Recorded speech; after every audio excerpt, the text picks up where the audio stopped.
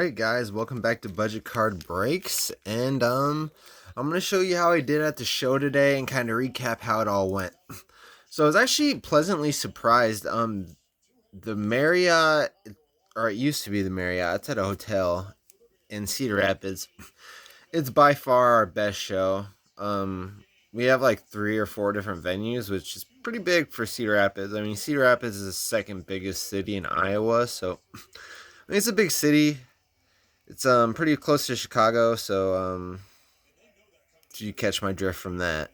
Um, but there was a lot of foot traffic there, and but the cards you saw, I did not make one trade. But I didn't try that hard. I went to one table. I saw a Lamar Jackson rookie card for $100, so I pulled out my Lamar Jackson purple disco prism out of 35, and I said, what would you do for trade? And I was hoping to straight trade, but I kind of wishful thinking because in my mind the card is probably worth anywhere from $50 to $75, depending on who it is. I mean, it's a color match prism numbered card. It just depends how big the fan is, but.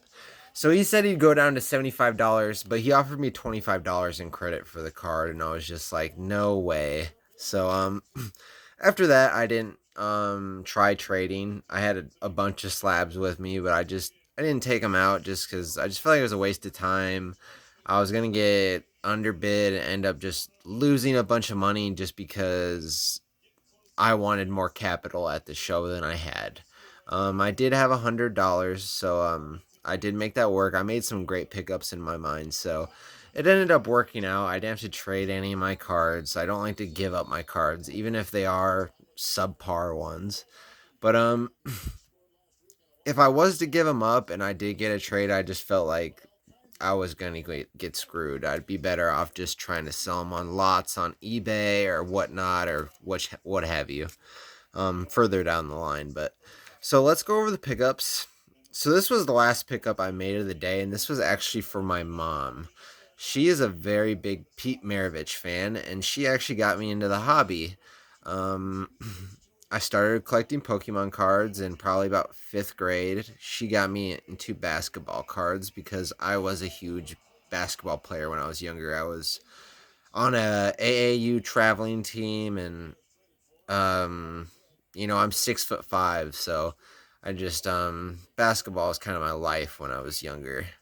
But it's in beautiful shape. I might consider grading it, to be honest. And I paid 25 for it. It was my last $25.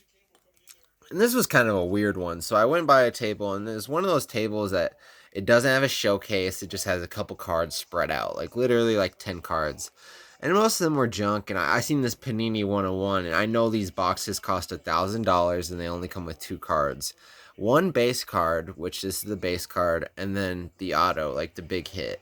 So the base card is not a big hit, but so I just kind of asked him for the hell of it. I was like, not knowing who Terry Rozier is, I was like, how much you want for it? He said $10. And I didn't even look up the comps or anything. I was just like, you know what? It'd be really cool to have a Panini 101 because it's a box I would never buy. It's just too expensive. So I was like, you know what? It's super cheap, good opportunity to just get a high value brand. And what really surprised me when I got home, I looked up his stats for this year. This guy's averaging like 22 points a game right now. So he's absolutely balling out. So I felt like I made a really good purchase with this. I mean, nothing crazy, but I mean, definitely more than $10 this is worth. I mean, it came out of $1,000 box, it's only 2 cards. I'm not alluding to it's even close to $100, but I mean, if he continues putting up 20 points a game for a couple years, I mean, I don't see why not. All right, so then I got this card, Tyrese Halliburton, and I had to do it because he's in Iowa State. He's from Iowa State. I am an Iowa Hawkeye fan, but I'm just an Iowa fan in general. And but I was sad to hear that he actually plays for the Pacers. That's how slow I am. I thought that he still played for the Sacramento Kings, which kind of got me excited because then you had Tyrese Halliburton and Keegan Murray on the same team. But he's playing really well for the Pacers. I think he's averaging about 18, 19 a game. It was listed at 100, but the guy gave it to me for 75. And I just feel like it's a low grade, but at the same time, I do collect this set. Like I have the Anthony Edwards in the mail as we speak. I have the Ja Morant. I have the LaMelo Ball, and I would like the Zion Williamson. I've been hunting that one. It's not too expensive either. It's about 200, so I'll probably pick it up in the future. I wish it would have been a better grade, but there wasn't a lot of selection of modern cards. Like there was just a huge. There was one table I was there looking for Silver Prism. You guys knew that. I told you I was just looking for um a higher tier player Silver Prism. I was looking like for like a Donovan Mitchell rookie Silver Prism, something along those natures. But I mean, one guy had a table, the only guy in the whole show that had Silver Prisms, but he had literally like Patrick Mahomes Silver Prisms. Like all of his Silver Prisms were like Luka Doncic Silver Prisms. Like just a little out of my price range. Especially I only had $100 to work with. And something else cool about this show, so they do a drawing. It was the second time that I've been to this show, and it was the second time I won the drawing. Um, Usually like 10 people win the drawing, but at the same time, there had to have been over 100 people there, so I felt like I was pretty lucky. And I had my eye, when I first showed up, I wanted to get a Marshall Falk plaque. It's not like the prizes are that great. But by the time I won, it was already gone. So I picked up this mystery pack, and it turned out to be a way better purchase. I don't know much about baseball, but I'll show you the cards. Vladimir Guerrero Jr., I know he's very good. We've got a Real Mutto, I don't know. Another rookie, Riley Adams. And this was the cool one. I mean, you can never be mad at an autograph, especially numbered. Not sure he is. Kansas City Royals, Chris Bubik, 25 out of 99, Topps Finest, rookie card auto. And then Topps Chrome, Christian Yelich, I got a slab of him. And there's one more card in here I really liked. Where'd he go? I swear there's a Sammy Sosa card in here. Oh, right here. Sammy Sosa card. So pretty cool, winning for free.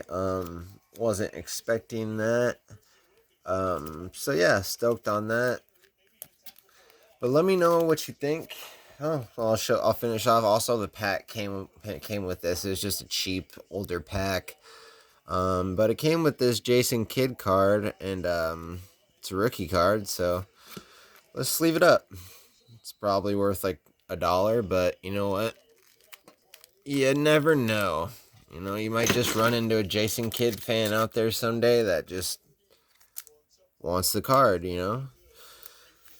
Never, I was actually going through my binders of cards that I had bought in last year. And I actually, when I first got into the hobby, I was dumb enough to buy a lot of hobby boxes and select Prism and stuff. And as I was going, I didn't understand at the time, like, the difference between silvers and regulars.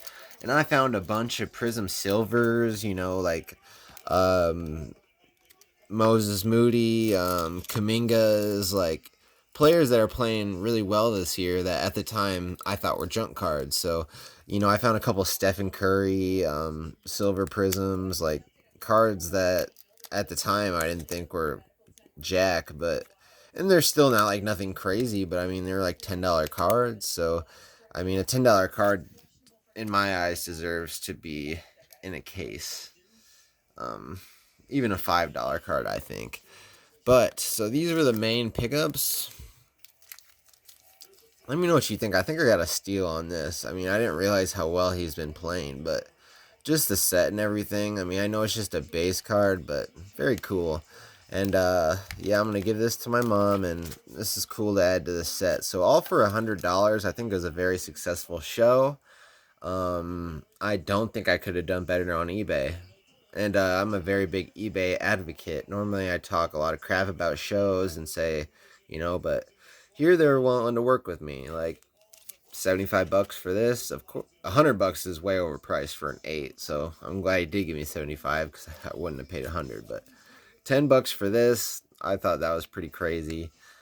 30. I'm not exactly sure on what this card goes for, but Pete Maravich, dude, it's an old card. Let's see what year it is. It's got to be 1969. So, I mean, can't go wrong with that.